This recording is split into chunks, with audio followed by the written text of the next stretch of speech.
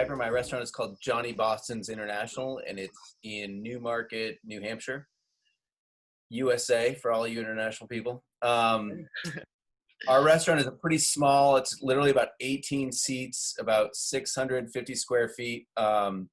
We do, before Corona, we were doing about 50-50 takeout, eat in.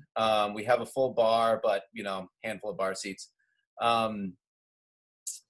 We have been around for a little over 5 years. We turned 5 in February. So we're pretty established.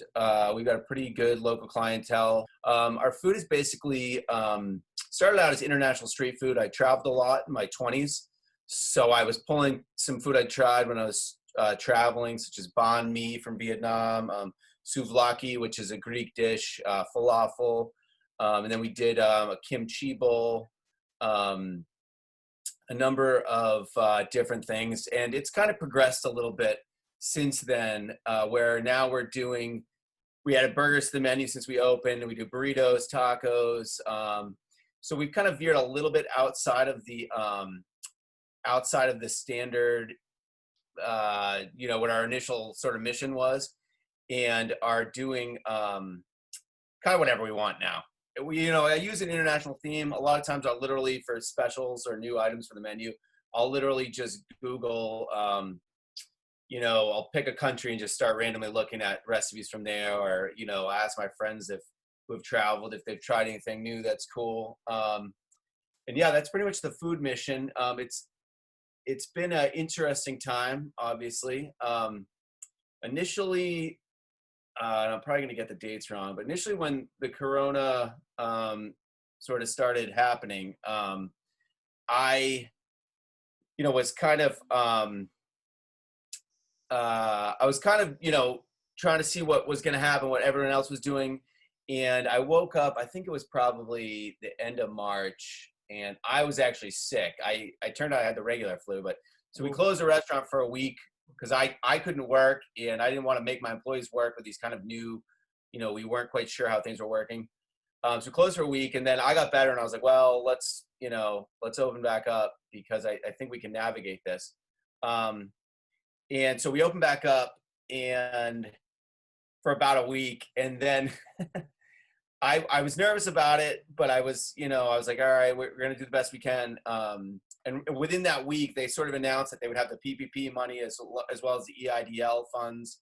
Yeah. And, they talked about $600 extra, unemployment money. So, after a week, I was like, look, I can get unemployment. My employees can. I'm a little nervous about this. And I didn't want to be the last restaurant in my small town to close. And I also didn't want to be the restaurant that caused an outbreak in my town. And at that time, I feel like we didn't know as much about everything, Corona in general. So I closed again, and we were closed for about 3 weeks. And it was funny because, in that time I applied for all the government assistance I could. And near the end of the 3 weeks, I the money that I'd had, I was dwindling down. And my account was, going to be in the negative shortly. And I was like, we got to open back up. Regardless of what happens, we got to open back up. So it was kind of ironic because literally the week I opened back up, I got my EIDL loan funded from the SBA. I got the PPP money came through maybe the week after. My unemployment check just hit my account like last week. We've been open for, I think this might be going into the third week that we've been open. So it's kind of funny. And on top of all that, the funniest part, it's whatever, is that because there's not as many restaurants obviously open in our area, we are like excessively busy. So our sales are actually at, if not maybe slightly above what they would have been in a normal May. We didn't have some of the big events, normally there's a college near us, their graduation is normally a really busy day. And there's a couple of annual catering gigs that I didn't have happen, but our daily sales were up. And the funny part, or we're about where they should have been, but we were actually open less hours because I was closing earlier than we normally do. We weren't open Sundays and Mondays, which we were last year. So it was kind of ironic that when we opened back up, we weren't actually getting totally, our sales were where they should have been. We were kind of set up in hindsight for a pandemic like this because our footprint's small, so we don't have a ton of overhead in terms of rent and that sort of thing. And also, there's not a lot of employees. There's usually only about 3 or 4 people working at one time, so our payroll's not huge, and we're doing a lot of takeout anyway. So it's interesting because I live in an apartment above my restaurant in a little building, and before this, in February, I was working to turn my apartment into a bar and to have more seating area. And the funny thing is that I initiated the process with the town because I had to change all these, like the classification of the building and stuff. But the funny part was the fire department, fire chief came in and he was like, "Oh, you're going to need, another exit here and another exit there," which I didn't think I would need. And anyway, the cost was just initially going to be low and then it was going to be much higher. So I held off on doing the project, luckily, because had I gotten the go-ahead from the fire department, my entire apartment would have been totally torn up. I was like ready to install taps, bar, all that stuff. So it's kind of hilarious because the fire chief saved me from literally, I mean, we would have been living in a construction zone for the whole quarantine. And so it's kind of funny. So now I've been looking to expand for a couple of years because we have definitely outgrown the space. But now I'm pretty happy that we don't, I'm pretty happy that I don't have a 200 seat or 150 seat restaurant that I couldn't afford to keep open. Sure. So, I mean, it's good to hear that you guys are at least surviving, if not maybe even thriving a little bit. Yeah. Crisis, which is pretty cool. You said that you potentially wanted to expand. Is that on the roadmap now? Yeah, I mean, for good or bad, well, no, I mean, it's bad, but the reality is, especially in our area, New Hampshire has got a slightly older demographic. So there's a number of restaurants that are closing because the people that were running them were preparing to retire anyway. There's a couple that I know of, and they are going to rent out their spaces because basically they were ready to close in the next 5 years, and they're the thinking is why fight it? This is a good opportunity. You could sort of get out of your business without feeling like a failure. It's not your fault that Corona happened.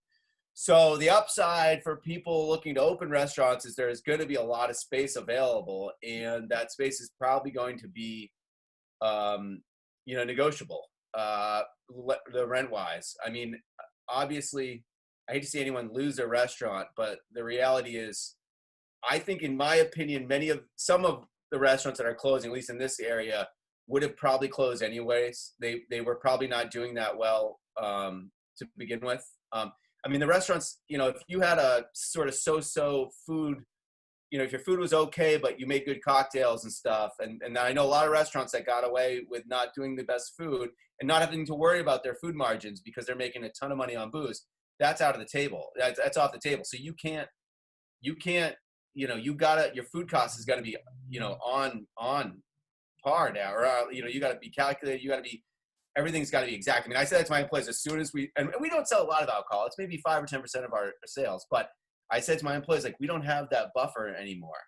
So, when you're making that item that has steak or pork belly in it, something like a burrito that we can't pre-portion, you got to make sure it's the right 4 or 5 ounces, and I've been a little bit more attentive to that than I would have been when we were making an extra couple $1,000 a month in alcohol sales. So I think that, for better or worse, there's going to be opportunities out there for people. I don't know, who knows how long it's going to be before people are comfortable sitting in a 50-seat restaurant, but I'm definitely keeping my eyes open for more opportunities that I like the one I have now, where it's a smaller footprint. My restaurant is a very simple recipes. It doesn't take a lot of skill to make any of the food. I mean, I can take a high school kid in about 9 or 10 hours in a week, have them trained up, ready to make all the food. So that's the one thing that we've got going for us, is I don't have to hire a chef. So I'm looking to expand for sure. It's definitely, I'm hoping, and I think a lot of people are hoping that, in a couple of months or, within, 3 months from now, that things will be at a more stable point. And we'll sort of know. I mean, I think right now everyone's in kind of this holding pattern. No one knows exactly, what's going to happen.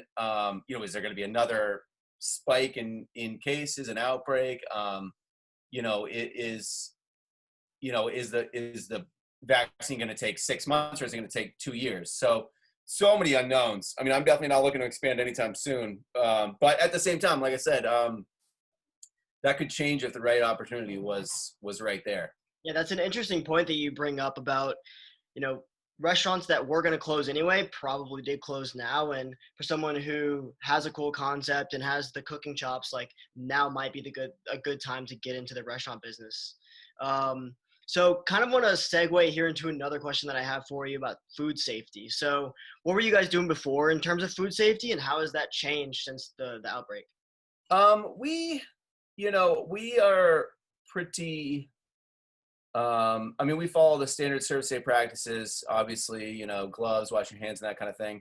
The way that the food is done, because it's pretty much like fast food, so we basically braise all of our meats, which the benefit of that is we don't have a bunch of raw meat ever out. I mean, besides like, burgers, burger meat, we're cooking everything ahead of time in a slow cooker.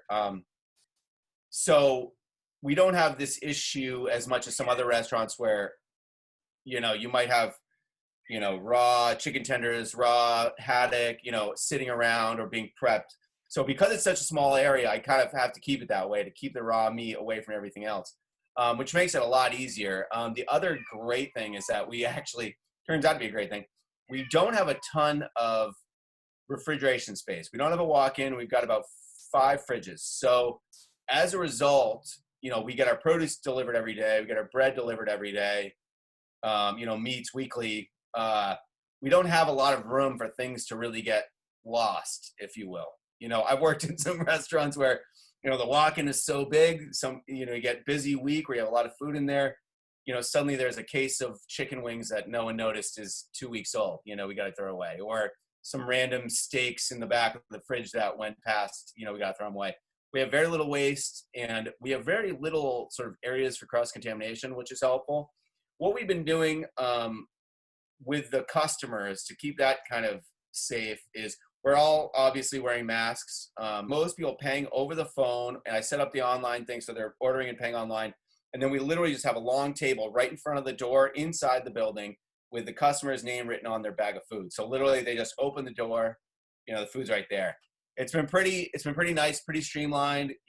We've had a couple of weekends where, if you got a couple people show up 5 minutes before they should have, before you told them to, and if you're a little bit 5 minutes, food's taking 5 minutes longer than you said, where you get a little bit of a crowd, which that's like what I've been really trying to avoid, obviously, is a crowd out front. So there's been a couple days, which I'd never done this before, but there was a couple of days when we first opened, it was so busy that I literally just stopped taking orders because I couldn't accurately figure out. We had so many tickets, I couldn't tell people, oh, it's going to be an hour, because I wasn't really sure, and I didn't want this scene of chaos. And it's such a small restaurant. There's just literally, we had a couple days when we first opened because people were just so sick of cooking for themselves that, we were running out of food, like running out of bread, running out of chicken, stuff that, normally, obviously we prep for a certain amount, and it was, 20 or 30% more than that. So that makes it more difficult. It's kind of like you normally have in a restaurant this issue of you got to make the food, you got to get it out on time, and with the takeout, you got to tell people how long, but it's been kind of interesting having this added stress of like, oh, and I have to worry about not, putting my customers at risk of getting this disease. So that's been kind of stressful, but It sounds like you guys have had a lot of community support and have been staying really busy, which is great. Like, props on that. How has the community been supporting you, and how can they continue to support you in the future? We've gotten a ton of community outreach. Initially, like a week before we even closed, one of our regulars just handed me an envelope with like $120 in it. One of our other regulars, as soon as we open back up, he tipped us $100. A lot of people have been tipping us like 10 or $20 on what might have been only a $10 or $20 bill. That's been huge. The tips have been huge. People are very thankful. And even just in general, people are saying like, thank you for being open. please don't go out of business. So I think people are now more than ever maybe appreciating their local, the local restaurant, which maybe they, really liked before, but now they're like, oh, these guys could actually not be here if we don't show up. So what about other restaurants in your community? Like, what would you say to the people that are going to your restaurant, but might not be going to the other restaurants? I think everyone now, again, just based on wanting, the restaurants that they like to survive, are trying to eat at those places more, and are trying to, I don't think anyone cares if the Applebee's down the street goes out of business. I really don't. And so I don't know. I don't know what their sales are like, but I've definitely heard from people that they're making a conscious decision, and not just with food, with all their purchases, to try to go to that shop down the street, even if it's going to your local hardware store instead of going to Lowe's, or going to the local gift shop instead of going to Walmart to get your mom a present. Like, just across the board, everyone seems to be pretty conscious that their money is going to determine the fates of these businesses. And if you want them there, you gotta show that with your money, and there really is not too much else to it except being conscious, of that. And, yeah, sure, it might be easier to go through the drive-thru at Starbucks than to park downtown, get out and get a coffee at the local independent coffee shop. But, that local coffee shop is doing a lot more for the town in terms of employing people and creating a sense of community than the Starbucks, which is down at a strip mall, I think that's the biggest thing, is people are realizing, like, what is their town? And it really is, it's the restaurants, it's the cafes, it's spaces, public spaces like art museums and stuff, it's not, it's not like a office building necessarily. It's not necessarily like an insurance company that's making a downtown, or a dentist. People are enjoy places because of the food, because of the atmosphere. And I think they're beginning to realize that they have control over whether or not those places exist. Are there any causes that you would like the viewers of this to be aware of? Our local food bank, which is run by the Newmarket Community Church, has been doing an amazing job. They've got a bunch of volunteers, and they set it up so that the people going to the food bank could sort of order through this window. They actually, one of the windows in the church. And that's been really cool, because they've had, way more people going than ever. And they've been getting a lot more help. Some of the local restaurants, when they first closed, donated soup and stuff. I donated a huge box of onions, because I was like, well, I can't eat these in time. So, and it's been interesting, because, the other day I walked by when they were open, and there was some people with some fairly, decent looking cars who are lined up waiting to go to the food bank, because they just, they have a nice car, but they don't have any money for food. And, I'm sure a lot of them are waiting on unemployment checks that are taking forever. And I think we're all seeing the sort of gaps in the system, and where a place like a food bank has got a place that, is offering security to people who maybe never thought they'd need it. And I think that that's really important, that we keep places like that around. And the employees, or not employees, the volunteers who are running it are, many times, many of them are over 60, or definitely like people that are, risking their health to do it. And they've been even driving, for people that didn't feel comfortable going in, they've been doing delivery. It's kind of funny. I actually, I forgot I did this, but they were asking me initially to order, they said, hey, can you throw on like an extra 100 pounds of ground beef for the food pantry? Because they literally were buying stuff at the local grocery store at times. They get a lot of donations from, and the U.S. Food Bank does offer a lot. Sometimes there'd be gaps in what they could get. And so I initially ordered a couple of, cases of meat for them. And then finally I was like, why don't you guys just talk to my salesman at the food company, and you just order it yourself. You're probably, you guys are probably ordering enough to make it worth your while and his while.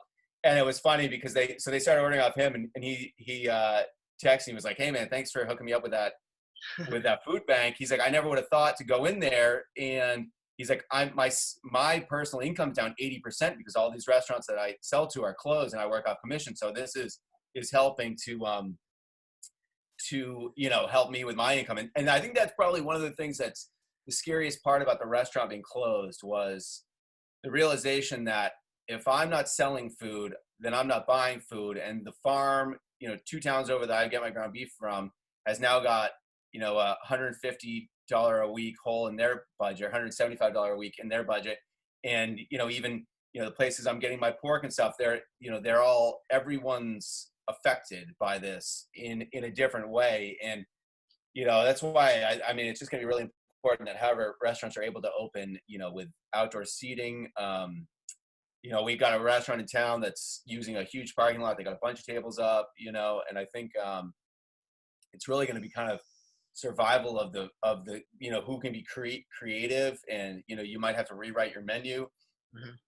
You might have to make it more adapt to takeout. You might have to talk to your town about using that random parking space or something. I think that I think the majority of restaurants are going to get through this. I don't think that that it's going to definitely change the layout or I think it's definitely going to have an effect on the culinary industry in the world, but I don't think it's going to be permanent. And I hope it's going to be for the better, that these restaurants that weren't maybe putting out the best food, but we're sneaking by, like I said, with alcohol sales or, we've all kind of been put in this place of making, you got to make good takeout food and, you can't be pretentious about it. You can't rely on your plating skills to, pass off a crappy dish as looking good. So I'm pretty optimistic about the future. I'm sure a lot of people do not share my optimism, but, I'm really hoping this is a minor blip in the history of American cuisine and not, defining moment, if you will. I sincerely hope so as well. And I think it's a really good point you made about everything coming full circle. Like, who would have thought that the food bank would affect your meat buyer? Yeah. And there's so many things that, we don't think about. And thank you for sharing your thoughts, sharing your story, sharing how the community is supporting you, and telling other people to support other places in the community as well. So thank you so much for your time, Jon. Yeah, it was really fun. Thank you for having me.